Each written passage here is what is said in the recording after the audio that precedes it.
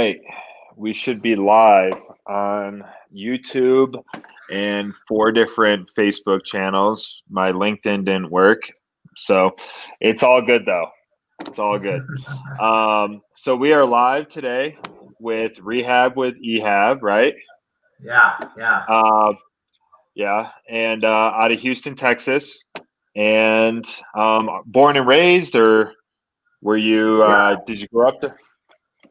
Yeah, my parents kind of immigrated from Egypt to the United States. They ended up in New York City. So I started my first 8 years of life in New York City and then had a major culture shock moving over to Texas and experiencing that. I was expecting to see like cactuses and people riding horses to work, but it was, pretty normal. Yeah. Nice.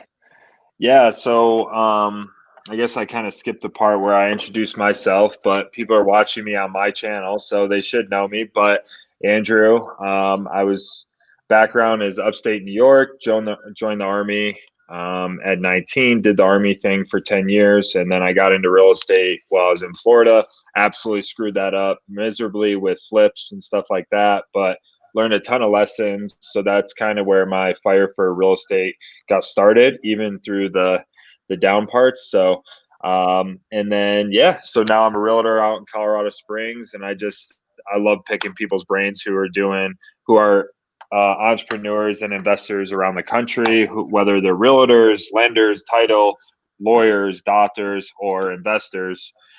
So that's how we got connected. Actually, a mutual friend of ours, Allison, who I met in Mexico, by the way, which it's amazing. She's very cool, super smart, and yeah. So all right, so you moved to Texas, right? Or you're in Texas. And when did you get into real estate? Like, kind of, what was your upbringing? Did you just go from straight into real estate investing out of school, or did you? What does that journey look like? Yeah, so I definitely had just the traditional parents that said go to school, get a degree, go to college, work for a company until you're 65 and then retire. Which to their credit, that's how they were raised. That was their generation. I mean, at one point in time, you could work for a company for 40 years and they would take care of you when you retired.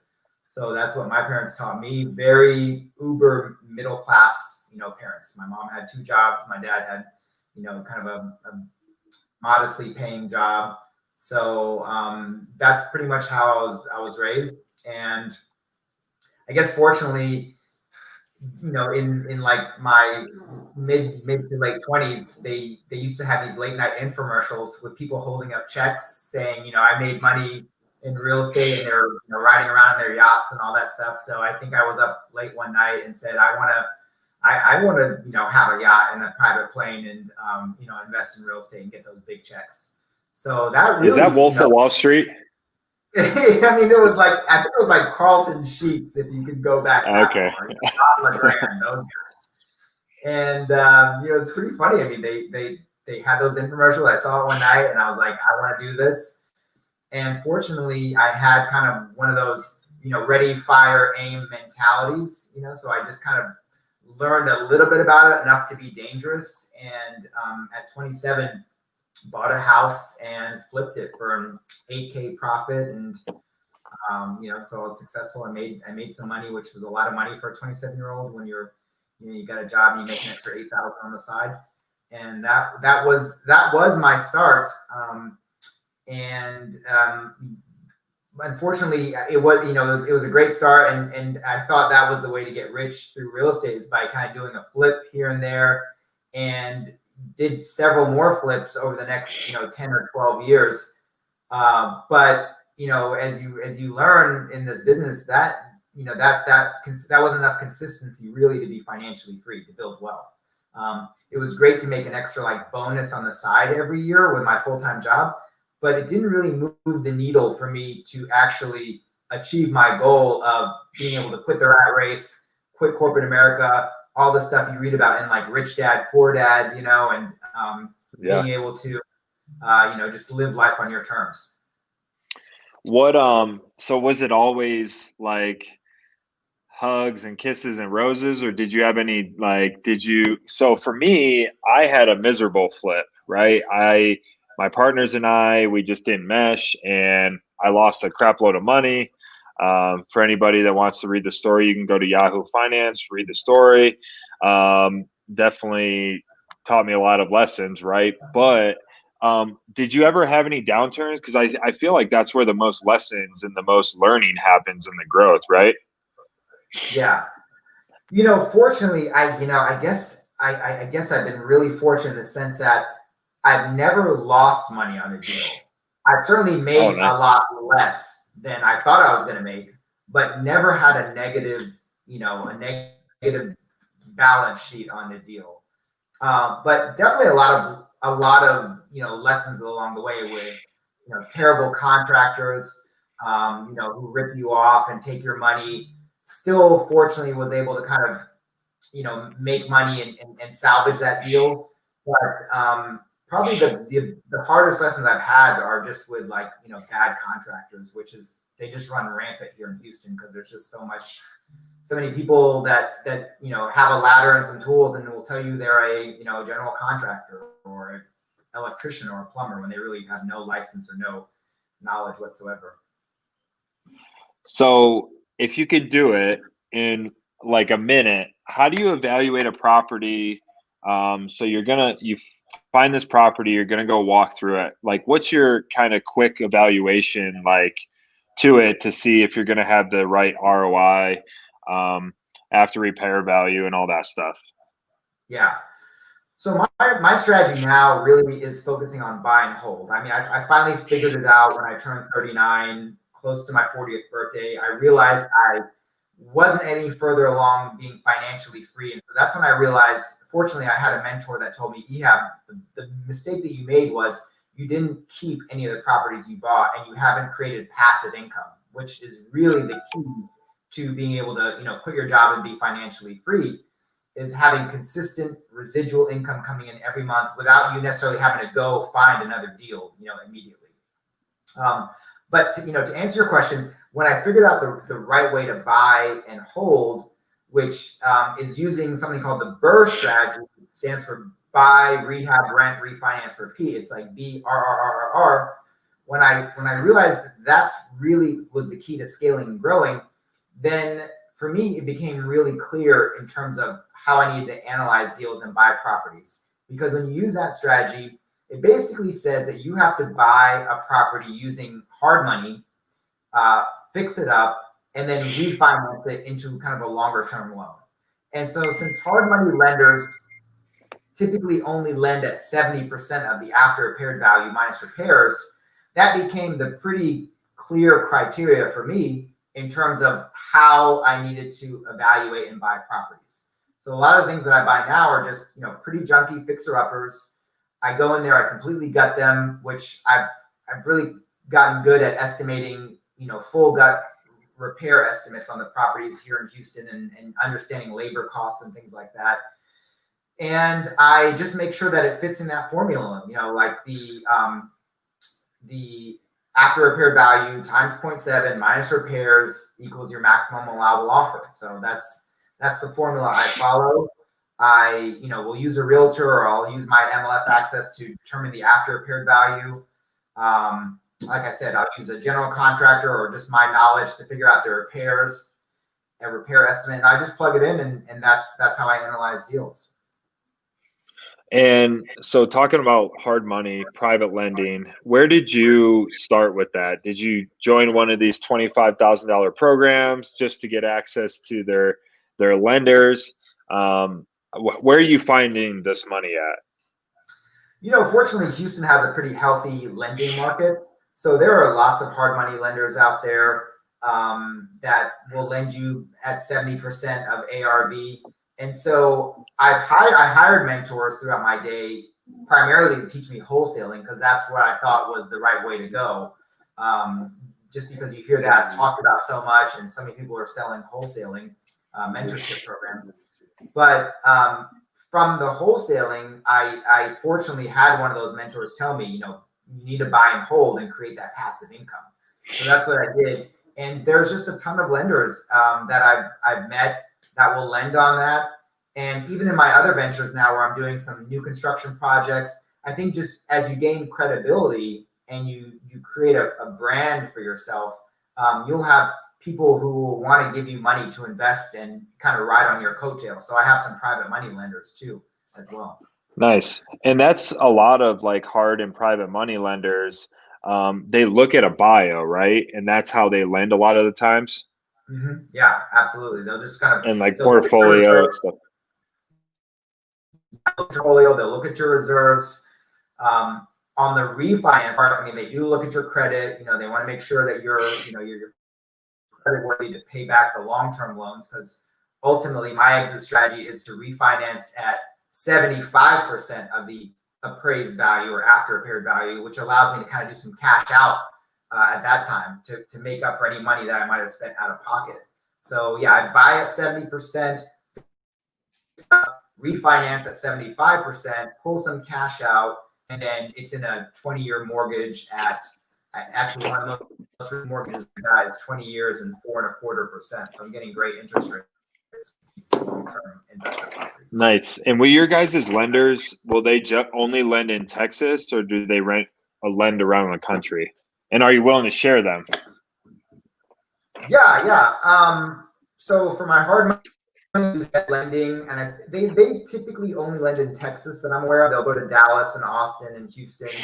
So they're great my short-term loans, and I typically, like I said, can turn these full gut rehabs around in 3 to 5 months, and they give a 6-month loan or longer if you need it. So that's plenty of time for me to do the rehab. And then it takes me about 3 weeks to work with my small bank, local bank, to do the refi, the cash out refi. And I've used Central Bank here in Houston. I've used Spirit of Texas Bank. I think the guy I used at Spirit of Texas just switched to Moody Bank, so I'm going to start looking into Moody Bank as well. I think they're a little bit bigger outside of just Texas. So those are the key with the refi is to work with local banks in your area.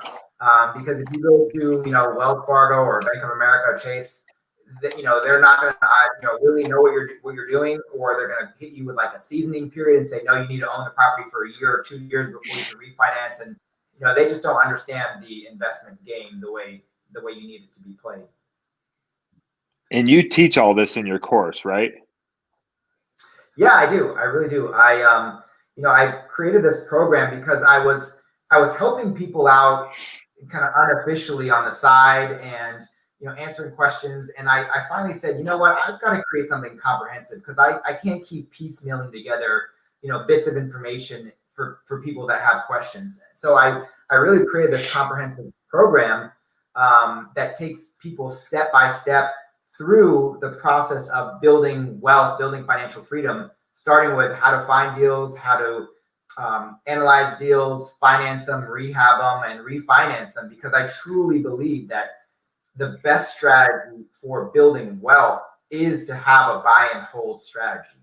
Wholesaling, flipping, those types of investment strategies are really just jobs. They're real estate jobs, and you've got to keep doing them over and over and over again if you want to keep getting paid. Because we all know, as soon as you flip a property and you sell it, you've got no more money coming in until you go flip another house, and then you've got to flip another house. That becomes your job.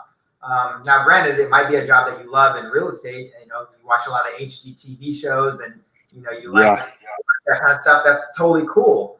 But just understand that you have replaced maybe your corporate job with another job, and you'll have to keep doing that real estate flipping job to keep making money.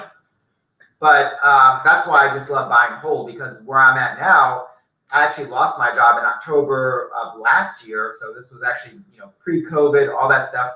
Unfortunately, when I got let go from that job, I had 25 rental properties accumulated, and with a blend of like long-term rentals and Airbnbs, and they were generating about $25K a month in rental income. So I was in a great position where I had money coming in, even though my paycheck stopped coming. Let's talk about Airbnbs really quick. So Airbnbs, so the rules here in Colorado Springs just changed recently, where they have to be owner occupied, which Oh, it blows my mind, right? So yeah. how how do you guys navigate it there? Because I know each county is different, right? And I know Austin, um, they really cracked down on it a couple years ago. So how what does that look like in Houston? Houston is like the Wild West, right? We have no Yeah, zoning. Uh, I hate to say it, but in Houston, you can have like a church, a school, a bar, and then a warehouse, like, all on the same block. So, nice. it's just, there's no zoning. And, so far, we haven't had any problems with being able to do Airbnbs. We pay our hospitality taxes, and the city makes its money from that. But yeah, I mean, I've been able to turn a lot of these multifamily properties that I buy into really great Airbnb properties. And I mean, the cash flow is just amazing. It's 3 to 5 times the profit I would normally make as a long-term rental. So, for example, I remodeled a 6-unit apartment near downtown Houston. They're all 2 bedroom, 1 bath. As a traditional rental, they would have rented for about $1,400 each a month, which is $8,400. When I went up on Airbnb, that number really went from 8,400 to, I think my best month was close to 19,000 for that one Wow. property. Yeah. And that property I was able to buy it for, I bought it for 235, so really cheap. It was in really bad shape. Fix it up for another 200,000. So I think my mortgage on it's like $4,500 with PITI. So it's a great cash flowing property. Nice. So I know you're a busy guy, so I won't take up too much more of your time. But if you were gonna, well, for one, we would love to if you could drop your link in the comments below or send it to me and I'll put it there. But Sure. if you're gonna give anybody one or two nuggets of getting into real estate investing, full time they have full time jobs, right? Where should they start? What should be the one or two key things that they should do? Yeah, I would say, definitely start networking your butt off. It's really true what they say, your network determines your net worth. So start attending, real estate investment group meetings, get involved with like-minded individuals, like yourself, and really start learning about the real estate business, and meeting people that are doing it, because that's going to be really important. I mean, it's the difference between really your success and your growth and not doing any deals at all. I find all my properties just from networking with realtors and wholesalers and people like that. So I don't spend any money on marketing. And a big challenge that a lot of people have is they say to me, I don't know how to find deals. So just by networking, that's allowed me to get all of the deals that I've gotten. They've all come from MLS, the multiple listing service. So it's really been a great a great tool just to be able to network. And then I would Nice. say the second piece of advice is, think about what your goals are and make sure the strategy that you do aligns with your goals. If you have goals like a lot of people, which is to be financially free, to be able to go, backpacking through Europe and keep getting paid, month in, month out, and not have to work another day in your life, then make sure you've picked the strategy that's going to allow you to do that, which in my opinion is a buy and hold investment strategy. But on the flip side, if you need to make $5,000 in the next 30 days to pay your bills, then you need to learn how to generate cash quick in real estate, which would be going and doing like a wholesale deal, for example. So just make sure you think about what your goals are and make sure the investing strategy you do aligns with that. Otherwise, you're going to make the same mistake I made for like 12 years, which was going out and flipping a house here and there. And then 12 years goes by and you're like, wait a second, I've got really not a whole lot to show for all the work I've done, even though I've purchased, 10, 12 houses in my lifetime now. I've got no cash coming in from that. And so I was doing the wrong strategy for my goals for all that time. And to kind of caveat on that, I love that you said that passive residual income, right? That backpacking in Europe. Uh, I love to travel, and I love when money's Yeah. still hitting my bank account, right? So, on top of the real estate investing side, that's what I see at our brokerage. EXP, it allows agents to build that residual income to kind of leverage people selling real estate around the country, right? So, kind of two different models, right? But both same realm, real estate, right? I mean, Yeah. real estate's king. So, Yeah. um, yeah. So, I really appreciate your time. And then we're gonna drop your info below so they can reach out to you. Hopefully, one or two people will reach out, get into your course, learn how to, buy and hold, flip some houses, and if there's anything I could ever do for you in Colorado, let me know. Thanks, Andrew. Man, I And if appreciate it. you need a realtor, Yeah, you're my guy for sure in Colorado. Cool. Well, I appreciate your time, and yeah, we'll just do this again sometime. And yeah, I'd love to have you out in Colorado. Come out and ski. Thanks, man. Appreciate it.